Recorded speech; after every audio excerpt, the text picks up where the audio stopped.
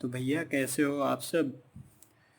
आज हम लोग डिस्कस करने जा रहे हैं एस्टेरॉयड मेटियोर्स और कॉमेट्स के बारे में।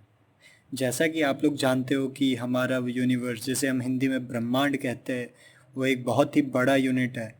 और उसके कंपैरिजन में हमारा सोलर सिस्टम बहुत ही ज़्यादा छोटा एक एटम के रूप में स्थित उसी ब्रह्मांड का एक हिस्सा है।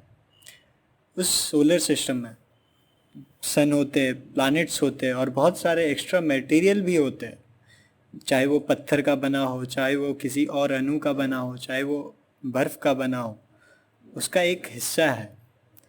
तो आज हम लोग जानेंगे वैसे बहुत से मिलियंस हिस्सों के बारे में, जिसे हम एस्टेरॉयड, मीटियोर्स और कॉमेट्स के नाम से जानते हैं।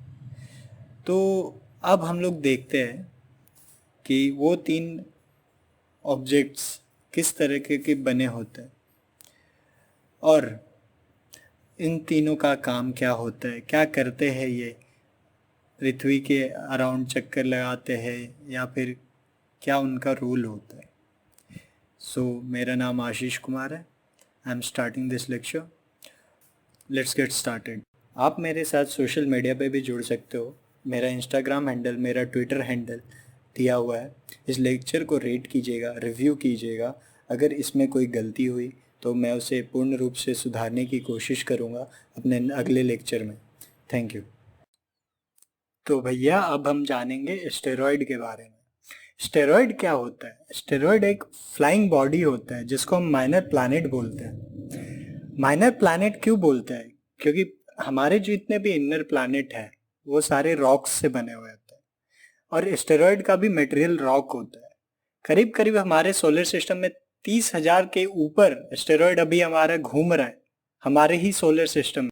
ये छोटे छोटे रॉकी मटेरियल और इनका स्पीड आप सुन के दंग रह जाओगे। 80,000 किलोमीटर प्रति आवर के भी स्पीड से वो जाते हैं, घूमते हैं हमारे ऑर्बिट में। आप कभी भी अपना सोलर सिस्टम का डायग्राम देखना, उसमें आप देखना मार्स और जुपिटर के बीच में एक बेल्ट पाया जाता है, रॉकी वेस्ट मटेरियल का, कुछ भी चीज का। वो बेल्ट, उसी बेल्ट को हम लोग क्या बोलते हैं? एस्टेरॉयड बेल्ट या फिर बेल्ट ऑफ डेब्रीज। आपको पता है हमारा पहला एस्टेरॉयड जो खोजा गया था उसका नाम क्या था? उसका नाम हमने सीरिस रखा था।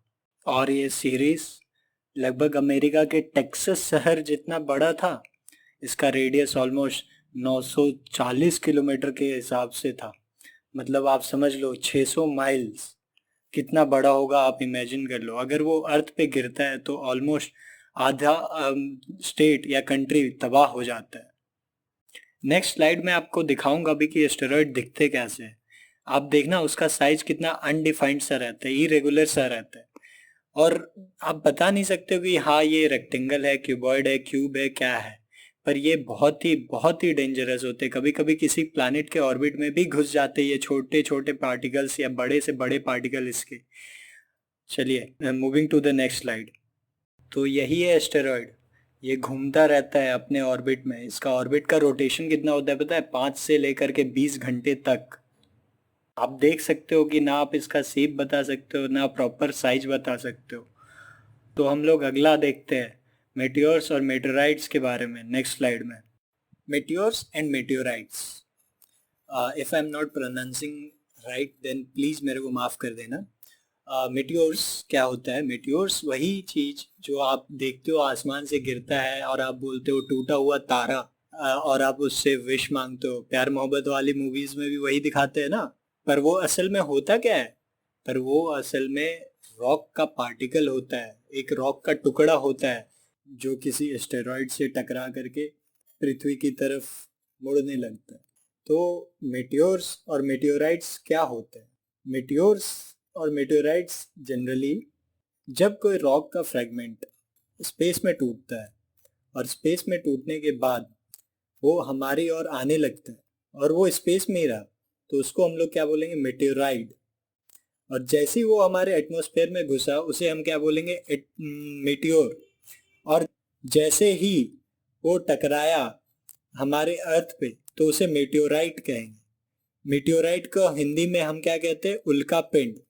महाराष्ट्र में एक झील है Lonar lake, that is made by meteorite, by the explosion of meteorite. On the surface of earth. मैं आप लोगों को बताऊंगा भी कि अगले स्लाइड में मैंने ये एक पिक्चर के थ्रू मैंने एक कॉन्सेप्ट भी क्लियर किया है कि मेटियोर और मेटियोराइट होता क्या है। तो उस पिक्चर को आप ध्यान से देखना। Moving on to the next slide. तो देखो इस वाले चित्र में जो स्पेस में है हमने उसे क्या कहा, मेटियोरॉइड, और जो हमारे एटमॉस्फेयर में है उसे मेटियोर कहते हैं, और जो हमारे अर्थ पे टकरा गया है देखो ग्रीन ग्रीन के पास, उसे क्या हमने कहा, मेटियोराइट।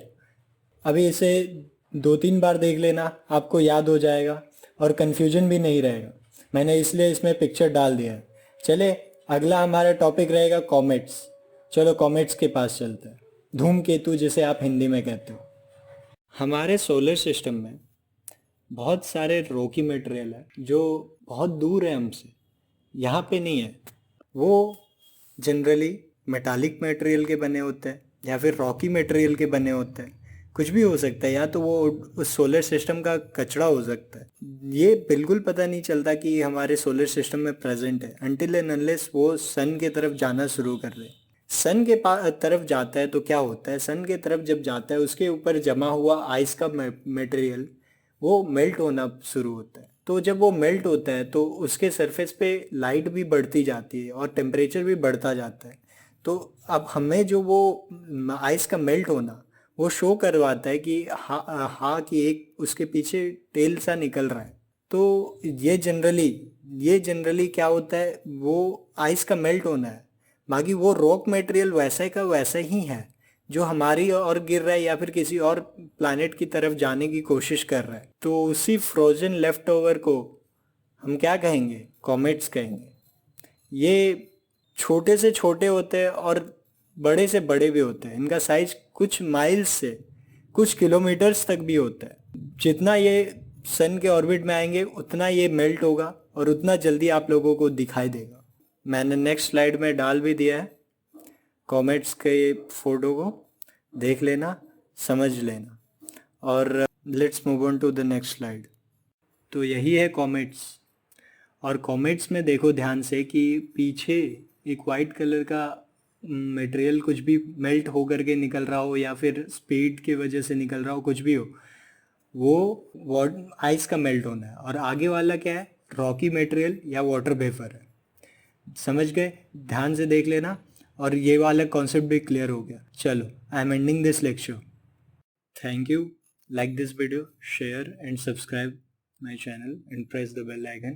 Thank you for all the feedback that you all gave me. I'll try to improve more in the upcoming time, and your feedback really matters a lot to me, and your subscription too. So do subscribe, and thank you.